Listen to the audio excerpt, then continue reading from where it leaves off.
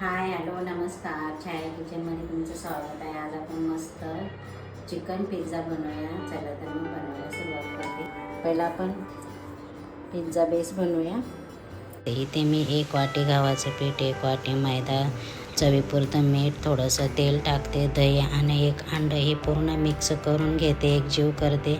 इथे मी कोमट पाणी घेतले, त्याने पीठ मळून घेते। हाताला पीठ चिटकले की थोडंसं तेल घ्यायचं आणि पीठ मळायचं। असंच लूज मळायचं, जास्त घट्ट मळायचं नाही आहे। मळून झाले की घट्ट गोळा झाला की त्याच्यावरती तेल लावून 1 तासासाठी आपण भिजत ठेवायचं पीठ, म्हणजे चांगलं फुगतं।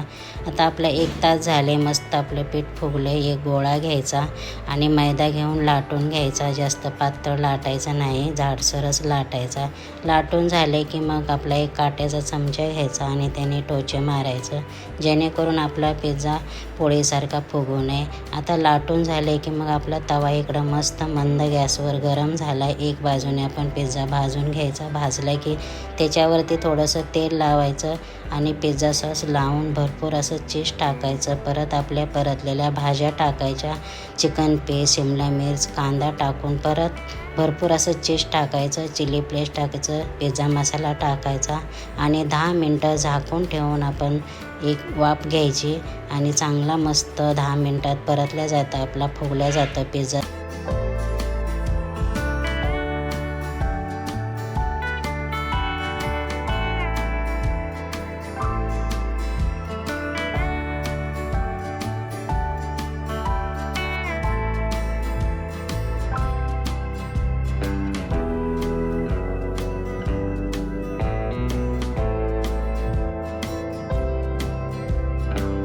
चला आता 10 मिनटं झाले, आपले मस्त फुगलाय पिझ्झा, मस्त स्माईल येते। चला काढून घेते।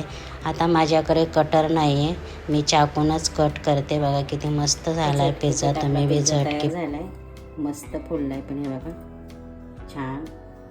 तुम्ही पण नक्की करा आणि माझ्या चॅनेलला लाईक करा, शेअर करा, सबस्क्राईब करा। चला मग भेटू पुढच्या ब्लॉगमध्ये।